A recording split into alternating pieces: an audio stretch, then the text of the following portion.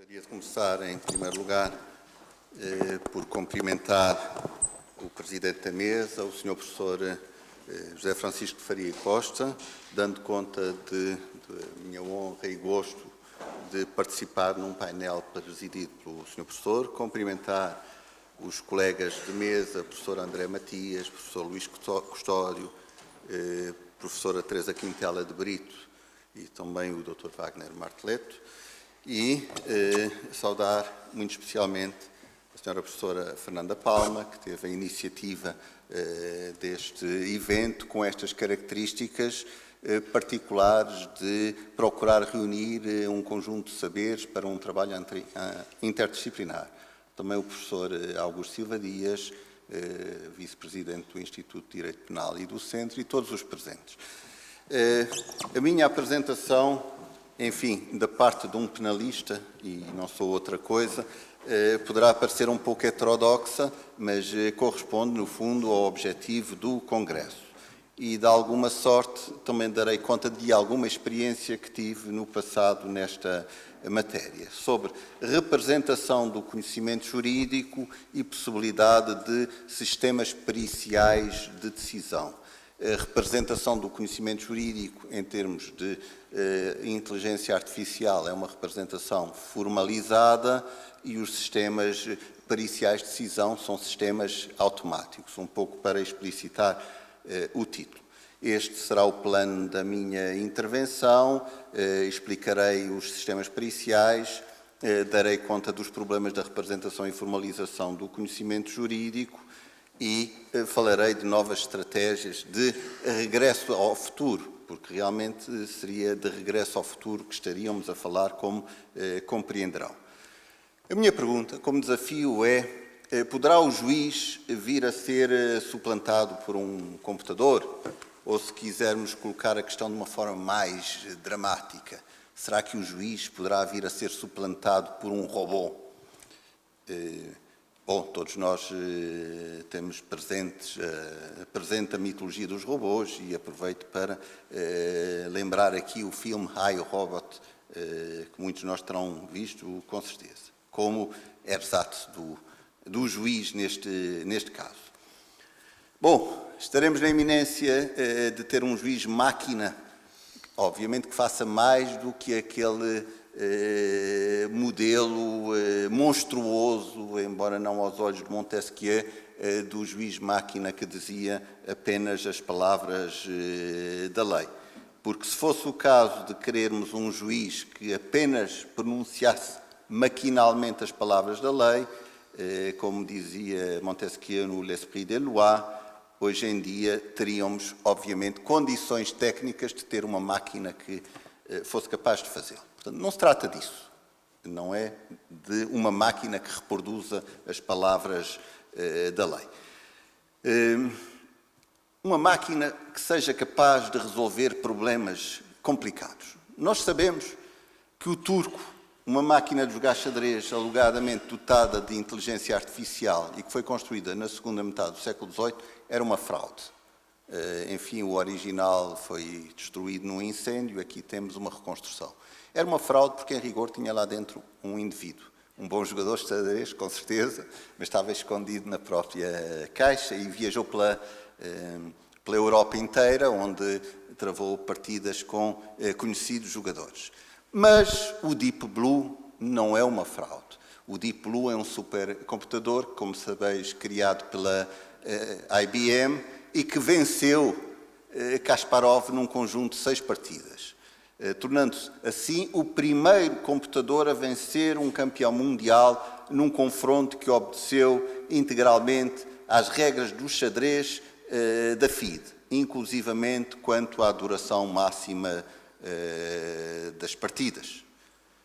Bom, e com isto aproveito para fazer, no fundo, a ligação ao nosso cartaz. Por isso é que o nosso cartaz começava com um jogo de xadrez, um jogo para inteligências, neste caso inteligências femininas, no século XIII. Portanto, é uma recordatória. Bom, a questão é esta. Se há máquinas que são capazes de ganhar o jogo mais difícil do mundo ao melhor xadrezista de todos os tempos, Devem ou não os juízes pôr-se em guarda diante da possibilidade de surgirem também máquinas capazes de produzir decisões jurídicas melhores do que as deles? Bom, a pergunta é retórica, porque o xadrez é complicado, mas é um grau de complicação limitado. Só tem um objetivo, que é atingido sempre da mesma maneira, checkmate. Tem milhões de jogadas, mas são todas elas de acordo com as regras. O xadrez da vida é muito mais complexo, obviamente, do que o xadrez. Isto explicará muitas das dificuldades que nós temos na representação do conhecimento jurídico. Mas, para colocar a questão corretamente, eu deveria dizer que nunca foi desafio destas comunidades interdisciplinares alguma vez substituir o juiz humano por um juiz máquina. Aquilo que se procurou fazer foi sistemas de apoio à decisão. Portanto, no fundo, sistemas automáticos que, de alguma forma, libertassem o decisor humano de algumas tarefas de investigação que, ordinariamente, tem que fazer por si mesmo ou com os seus assessores. E, deste ponto de vista, digo que realmente houve grande entusiasmo na criação de sistemas periciais, que em linguagem da inteligência artificial também são chamados sistemas baseados em conhecimento em várias áreas e, como não podia deixar de ser, também no apoio à decisão judicial. Os anos de brasa da relação entre a inteligência artificial e o direito foram os anos 80 do século passado. Houve publicações de grande relevância, por exemplo, recordo aqui o Jornal de Lógica, Informática e Direito. Houve 3 congressos internacionais sobre Lógica, Informática e Direito, o último dos quais em Florença, e praticamente por todo o mundo floresceram comunidades interdisciplinares que trabalhavam nesta matéria. No domínio jurídico, os sistemas periciais deixaram, sobretudo a partir dos anos 90 do século passado, de concitar o interesse da comunidade jurídica e, paulatinamente, foram decrescendo. E eu procurarei, nesta apresentação, elencar as razões que causaram esse desinteresse dos juristas e procurarei defender a urgência de novas estratégias para a interligação entre a inteligência artificial e o direito. Há muitas dificuldades específicas no domínio do direito que explicam, no fundo, o tal desinteresse e a dúvida sobre se alguma vez serão ultrapassáveis ainda por uma nova geração de sistemas periciais. Eu dou conta apenas de algumas dessas dificuldades, citadas em autores que se têm dedicado a esta matéria. A dificuldade ou o fracasso de representar a interconexão complexa entre os elementos do direito. A complexidade conceptual do conhecimento jurídico, quer ao nível do reconhecimento dos problemas, da reconstrução desse material no plano factual e no plano jurídico, na sua organização e até mesmo no plano da interpretação literal das fontes do direito. Tudo isso concorrendo para a dificuldade também de uma modelização num plano lógico do conjunto de conhecimentos que é necessário para decidir em direito. Por outro lado, uma rede de citações e de conexões conceptuais extremamente complexa e o facto de a decisão jurídica ser inerentemente holística e dependente do contexto. A isto acresce, agora que ultrapassamos o domínio do positivismo no pensamento jurídico, o facto de se aceitar o pluralismo da decisão jurídica, uma vez que nos casos difíceis nem sempre há uma única decisão correta, o que torna também o nosso domínio especialmente difícil. Bom, e se os quisermos encarar através da representação e formalização do conhecimento que seja depois operacionável em sistemas periciais, devo começar por dar uma definição muito elementar do que é um programa, do que é um sistema pericial. Um sistema pericial é um programa de computador. E é um programa de computador que se destina a resolver problemas complexos de forma a emular o conhecimento dos peritos. Ou seja, as respostas que seriam dadas por um perito humano. E por isso dizemos que é um programa heurístico. É um programa que, diversamente de outros, com os quais estamos mais do que familiarizados, por exemplo, se tivermos que preencher online a nossa declaração fiscal, é um programa versátil. Ou seja, é um programa que é capaz de manter um diálogo aberto com o utilizador. Nos programas habituais, nós somos obrigados a seguir um roteiro, somos obrigados a dar as respostas que o programa exige e, se saltarmos algumas, provavelmente o programa bloqueia. Num sistema pericial, é capaz de manter um diálogo aberto com o computador e, portanto, tem esta característica de ser um programa versátil. E, além do mais, são programas transparentes, porque esclarecem o porquê das perguntas, porque muitas vezes não sabemos responder às perguntas porque não sabemos por que razão elas nos são colocadas e, por outro lado, justificam as suas soluções e o percurso utilizado para lá chegar. Para que depois possam funcionar, os sistemas periciais têm, pelo menos, uma base de conhecimento, onde estão formalizados os dados relevantes, e um motor de inferência, que contém os algoritmos necessários à resolução dos problemas próprios do domínio do saber em causa. Claro que terão outros elementos, designadamente uma interface com o utilizador, mas só trato destes dois. Para que não se pense que estou a falar de conceitos, os programas periciais, os sistemas periciais, existem de facto. O primeiro sistema pericial que foi criado foi em 1969, o Dendron.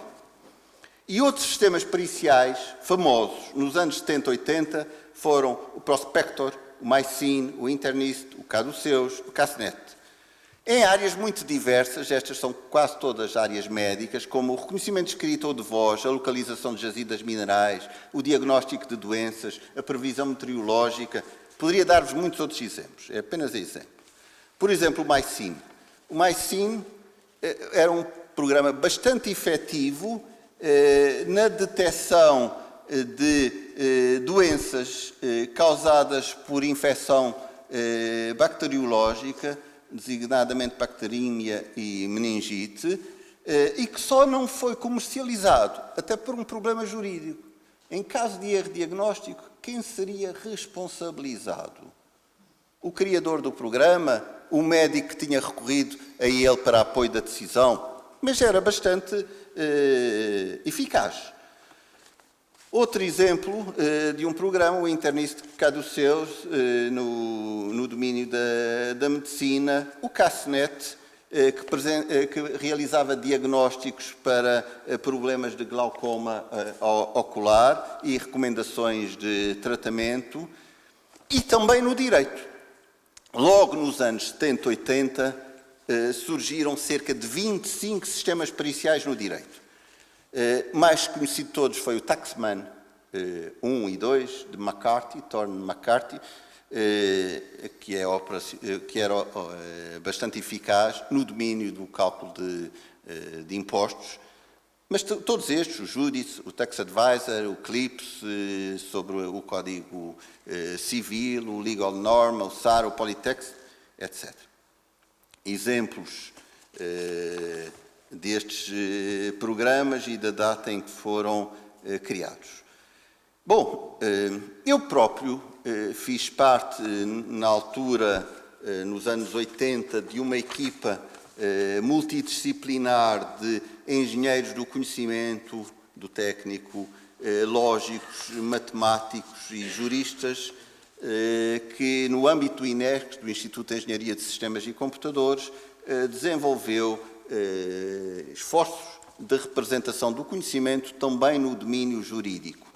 Este projeto teve na origem o professor Amílcar Cernadas e a professora Cristina Cernadas, que, estando preocupados no desenvolvimento de uma linguagem de representação por objetos, entenderam que, sendo o direito o cimento da vida social, se calhar seria um desafio interessante alargarem a equipa aos juristas. Contataram o professor António Espanha, que, por sua vez, reuniu uma equipa de juristas para trabalharem neste projeto. Era fundamentalmente uma linguagem de representação do conhecimento orientada por objetos. O professor Espanha dá conta desta experiência num artigo que se chama Os Juristas que se Cuidem, 10 anos de Inteligência Artificial e Direito, na Temis, no número 1 de 2000. É interessante como pró-memória desta experiência. E, portanto, vou procurar agora relacionar esta história com as dificuldades do próprio tema. Bom, quanto à possibilidade de criar sistemas periciais no direito, algumas tentativas de representação e de formalização pecaram, não tenho nenhum problema em dizê-lo, por excesso de confiança quanto à possibilidade de se tratar o direito como se fosse um sistema de normas já formalizado por si mesmo na linguagem natural das fontes normativas. Ou seja, sobretudo as pessoas oriundas da inteligência artificial pensam que o direito, através dos documentos legislativos, é um exemplo em que a própria linguagem natural, em contraposição com a linguagem matemática formalizada, já teria a sua lógica intrínseca, porque há milhares de anos que os juristas já andam a fazer leis e as leis são organizadas em artigos e os artigos em capítulos e os diplomas têm uma lógica e uma hierarquia entre si e no topo está a Constituição e as leis e os decretos, etc. Os setores oriundos da engenharia do conhecimento pensaram que isto é o laboratório por excelência em que a formalização já está feita. E dar-nos a vantagem de termos aqui problemas bem estruturados, que na linguagem dos lógicos significa fundamentalmente problemas que podem ser completamente descritos em termos quantitativos, que admitem a possibilidade de escrever o objetivo a atingir através de uma função objetivo e que existem algoritmos capazes de obter e descrever as soluções quantitativamente. E com base nesta aproximação, eu não vou dizer que não se conseguem resultados. Por exemplo, Marek Sergott, do Imperial College, conseguiu um programa executável sob a lei da nacionalidade britânica. Uma espécie de nicho em que os problemas eram levados ao mínimo da sua complexidade. E até, com alguma graça, posso recordar um caso de sucesso que nós tivemos no INESC, em grande medida devido ao trabalho de José Carmo e Susana Brito, que fizemos um programa universitário, sobretudo para uso académico, sobre o problema do reenvio em direito internacional privado, que é geralmente considerado um quebra-cabeças do pensamento jurídico. Qual é a lei aplicável quando há imensos elementos de conexão? Bom, um quebra-cabeças para os juristas, para os lógicos é uma questão trivial. E conseguimos, em linguagem Pascal, que é uma linguagem muito básica, graças ao trabalho do professor José Carmo, agora na Universidade da Madeira, um programa executável. Eu recordo aqui as palavras do professor António Espanha sobre o convite que dirigimos à saudosa professora Isabel Magalhães Colasso para ir assistir a uma demonstração. Diz, e cito, António Espanha, que a épica sessão em que mostramos os resultados à professora Isabel Magalhães Colasso, épica pela eficácia do jurista robô, mas também pela reação dessa querida mestra, pouco pronta a aceitar que uma máquina pudesse resolver, com relativa limpeza, um quebra-cabeças da inteligência jurídica. Porquê é que o programa não teve mais divulgação? Porque, do ponto de vista da inteligência artificial, não tinha interesse. Utilizava uma linguagem pedestre, se é que posso falar assim, Pascal, e, portanto, desse ponto de vista, não era interessante. Mas, ainda assim, o programa permitia ao utilizador testar se resolver acertadamente um dado caso de reenvio abstratamente considerado, pedir a solução ao programa, observar um esquema ilustrativo da solução encontrada pelo programa ou, finalmente, seguir os vários passos da resolução do problema. Não nego que tivesse interesse didático. Bom, o problema é que a maior parte dos problemas jurídicos são fracamente estruturados. Não são bem estruturados. E, por isso, foram necessárias abordagens mais sofisticadas. Temos as chamadas abordagens baseadas em regras, que utilizaram vários instrumentos lógicos, desde o cálculo proposicional, a lógica de predicados, a lógica modal alavancada sobre estas lógicas de primeiro grau e, finalmente, a lógica deôntica, que, no fundo, aproveita os operadores dialéticos da lógica modal para, sobre eles, construir os operadores deônticos. A história da lógica deôntica é antiga, já vinha de Leibniz, com os operadores de obrigatoriedade, de proibição, de permissão e de contingência.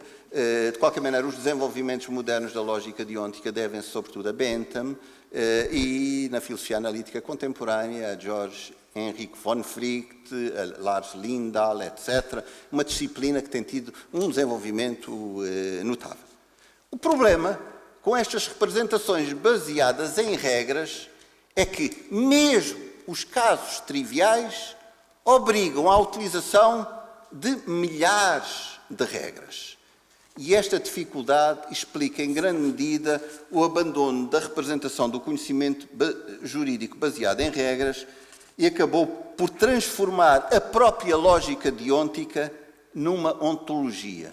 Eu devo afastar aqui o significado da ontologia na filosofia. A inteligência artificial, ontologia, significa uma pura definição de conceitos. Pode-se discutir se esta utilização típica do termo na inteligência artificial é ou não é equivalente à da filosofia, mas trata-se de uma pura preocupação com conceitos. Hoje em dia, os autores que se dedicam longamente à lógica deôntica, como Giovanni Sartor, Henrique Praken e outros, assumem-na expressamente como uma ontologia que nos permite compreender o meta-nível do conhecimento jurídico. E não tem nenhuma preocupação de usá-la como um instrumento para sistemas informáticos executáveis. Eu devo dizer, a propósito, citando um amigo nosso, recentemente falecido, o professor Lothar Phillips, que ele também, como verão, investiu nestas áreas, sobre a lógica deôntica, ele dizia apenas: se há tantas boas cabeças, há tanto tempo a estudarem a lógica deôntica com poucos resultados, o problema não é das cabeças, o problema há de ser da lógica deôntica. Pelo menos na aplicação a estes domínios. A nossa aproximação no INESC foi uma aproximação orientada por objetos. É possível integrar as normas jurídicas e as próprias definições produzidas pela dogmática jurídica numa representação orientada para objetos.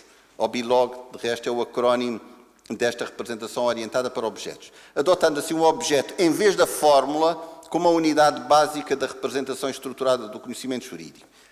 E esta representação é suscetível de incorporar os aspectos estáticos e os aspectos dinâmicos do conceito de cada objeto.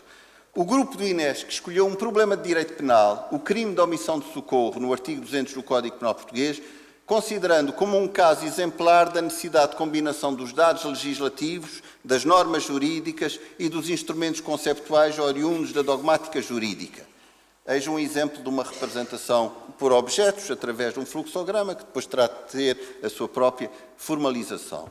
O resultado deste trabalho está publicado nos pré-proceedings da Third International Conference on Logic, Informática e Direito, que foi realizado em 89 em Florença e em que alguns de nós foram fazer a apresentação, eu próprio, neste congresso, pela parte do INESC. Mas se tivermos que fazer um balanço, eu aqui compartilho a opinião quer de António Espanha, quer de Susana Brito, que escreveram sobre isto. Uma representação deste género acaba por cair nos problemas que se diz em inteligência artificial, que são de explosão combinatória de hipóteses. E, portanto, isto era inevitável à medida que a representação da teoria da infração crescesse para abarcar detalhadamente conceitos como comparticipação, ilicitude, culpabilidade, punibilidade, ou em que a representação dos elementos constitutivos da omissão de socorro abrangesse os conceitos de concurso de normas e concurso de crimes, para já não falar nos problemas da determinação da pena aplicável e da pena concreta. E, portanto, a nossa análise, que avançou muito, no final transformou-se numa mera ontologia também. Embora eu deva dizer que estas ontologias não são inúteis como, perdoem-me a expressão, uma espécie de psicanálise do jurista quanto ao seu modo de raciocinar, e, por outro lado, os fluxogramas também são essenciais à representação e formalização do conhecimento por objetos. Eu devo dizer que os juristas portugueses, nesta matéria da representação visual ou gráfica dos conceitos jurídicos, são muito renitentes. O pior insulto que um jurista, sobretudo um advogado, pode fazer a um colega é dizer: está a perceber bem ou quer que eu o explique por bonecos? A ideia de que o boneco é uma desqualificação do pensamento jurídico. Países como a Áustria apoiam significativamente a representação do conhecimento jurídico gráfica, quer no plano da didática, quer no plano até da divulgação pública dos textos legislativos. Como se pode ver no livro de homenagem a Friedrich Lachmayr, que foi recentemente publicado e que dá conta dos inúmeros projetos na Áustria sobre representação visual do conhecimento jurídico, na chamada Legal Visualization. Bom, outra via possível foram as redes neuronais. Esta foi a via desenvolvida pelo professor Lothar Phillips. A vantagem das redes neuronais artificiais é que dispensam a reprodução das complexidades do raciocínio jurídico. Uma rede neuronal não é transparente, pois o conhecimento que contém não existe de forma explícita, a não ser enquanto conjunto de números, um conjunto de valores associados às ligações entre unidades. As redes neuronais não fornecem, pois, qualquer explicação sobre a forma como processam a informação e o conhecimento. Tem uma camada de unidades de entrada, inputs, e uma camada de unidades de saída, outputs, que estão ligadas por camadas ocultas de unidades intermédias. As redes, aqui está uma representação simplificada de uma rede neuronal artificial só com uma camada intermédia. A representação não é mais feliz porque deveria haver setas em sinal contrário na medida em que as redes neuronais permitem a aprendizagem do conhecimento com base na experiência, sobretudo através do algoritmo de aprendizagem por retropropagação das redes neuronais, que foi descoberto em 69 por Bryson e Ushio e que, sobretudo, foi redescoberto em 1986, passando a ter relevância prática. Bom, avançando. Estes projetos de Lothar Phillips são muito interessantes, têm uma enorme literatura publicada sobre isso, disponível online, mas também não tiveram aplicação prática. Back to the future. Acho que são necessárias novas estratégias, porque dei conta de um período de grande entusiasmo, anos 80, um período de declínio, e hoje em dia deixou de ser palavras da moda. Há dois tipos de abordagens que eu acho que se podia considerar, e vou ser muito rápido quanto a isto. Por um lado, acho que sempre se esqueceu um domínio essencial do pensamento jurídico, que é a questão de facto. Sempre se falou na representação do conhecimento jurídico, esquecendo-se que o direito é questão de facto e é questão de direito. E que também a questão de facto é decisiva para o apoio à decisão judicial. E há um domínio que se desenvolveu enormemente, Computer Forensics ou Forensics IT, até no plano comercial, e em que nós juristas não temos estado ativos. Sobretudo num momento em que hoje em dia a prova determinante é a prova digital. Tivemos um período em que a prova pericial era a prova rainha, no mundo atual, em criminalidade económica, financeira, nos domínios da regulação, etc., a prova digital é a prova a 100%. Para buscas, apreensões, inspeções, auditorias, o universo de obtenção da prova é exclusivamente digital. E, portanto, precisamos ter instrumentos muito potentes, quer para recolha da prova, de uma forma que não seja indiscriminada, até porque a phishing expedition é proibida, e para análise da prova. E este é o domínio da Forensic IT, onde existem instrumentos comerciais para o tratamento, para a recolha e tratamento da prova, e outros até em open source. Neste ambiente que é inteiramente digital e que vai do Outlook à cloud. com todas as aplicações informáticas e todos os suportes que nós conhecemos. Exemplos de aplicações comerciais, o Encase Forensic, o Nuix, o Total Commander em open source, são instrumentos que permitem a recolha de milhares e até milhões de dados e o seu tratamento através do chamado Electronic Discovery, ou também conhecido na linguagem técnica como Data Mining, análise de dados em quantidades brutais que nenhum instrutor humano é capaz de recolher. Só com estes instrumentos é que conseguimos tratar a prova digital. E vejam como uma imagem vale mais que milhões de palavras. Alguém conseguiria explicar um mapa de conexões entre indivíduos, empresas, contas bancárias, no país e no estrangeiro, quando são milhões de documentos, que não seja através de uma aplicação desta natureza, que é gerada automaticamente, desde que os dados sejam corretamente carregados.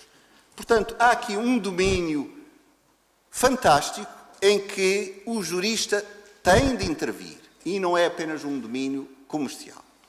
Quanto à questão de direito, creio que também são necessárias novas abordagens.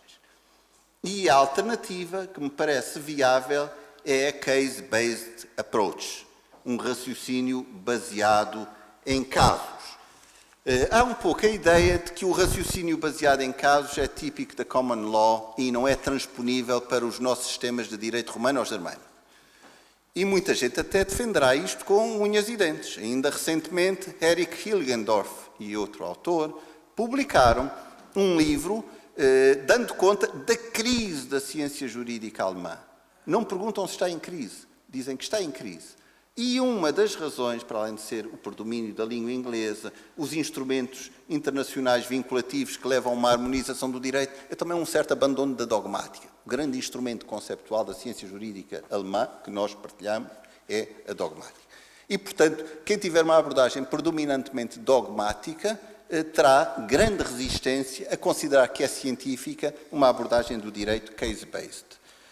Mas vejamos se isto é ou não é valioso. Vernon Walker, da Hofstra University de New York, Long Island, que esteve em Portugal a fazer precisamente nesta sala uma apresentação, com base no trabalho de campo do seu laboratório, é um jurista, apreciou casos de responsabilidade civil por efeitos secundários de vacinação, com base na análise de 35 casos da jurisprudência dos tribunais de primeira instância norte-americanos, tentando perceber como é que serão realizadas as inferências causais em casos de vacinação. Uma abordagem dogmática diria teoria da equivalência das condições, imputação objetiva. Uma abordagem baseada nas decisões efetivas dos casos nos Estados Unidos diria que havia um mínimo denominador comum a estes 35 casos, que era um teste but-for, a nossa tese, a teoria da equivalência, um fator substancial na provocação da lesão, uma lei geral da causalidade, uma instanciação dessa lei no caso específico, uma relação temporal próxima, uma sequência lógica entre a causa e o efeito, e depois uma distribuição do ónus da prova, admitindo que o laboratório faça a prova de que não foi a vacina, mas antes fatores independentes que provocaram as lesões. É um modelo de tratamento de casos para tentar, no fundo, construir uma base de dados que depois pode ser formalizada. Algo que Vernon Walker não chegou a fazer, embora tenha criado os instrumentos, quer os fluxogramas, quer as representações simbólicas necessárias para o efeito. Qual é o problema de uma abordagem deste género? Case-based. É a dimensão da amostra. Temos 35 casos. Vernon Walker diz, bom, para que isto seja significativo, teríamos de ter uma amostra imensa. Para ter uma amostra imensa, temos que ter instrumentos de análise dos documentos. Portanto, temos que ter instrumentos até de linguística computacional que nos permitam ir buscar os aspectos relevantes das decisões, o que não é trivial. Portanto, uma abordagem case-based, do ponto de vista da inteligência artificial, ainda vai envolver mais saberes, designadamente a linguística computacional. Há, de facto, instrumentos já muito desenvolvidos nesta área. André Matias teve a ocasião de me referir às aplicações da Google nesta matéria, mas toda uma área em aberto que, no fundo, me permitem terminar com este voto, com esta expectativa e com este otimismo de que os Expert Systems in Law morreram nos finais dos anos 80, mas é a altura dos juristas voltarem ao campo da inteligência artificial, se calhar já não com tantas ilusões a ponto de fazer um expert system, mas fazendo aplicações informáticas muito complexas e muito úteis. E isto é um trabalho também para os académicos. E é isto que tinha para vos transmitir. Muito obrigado.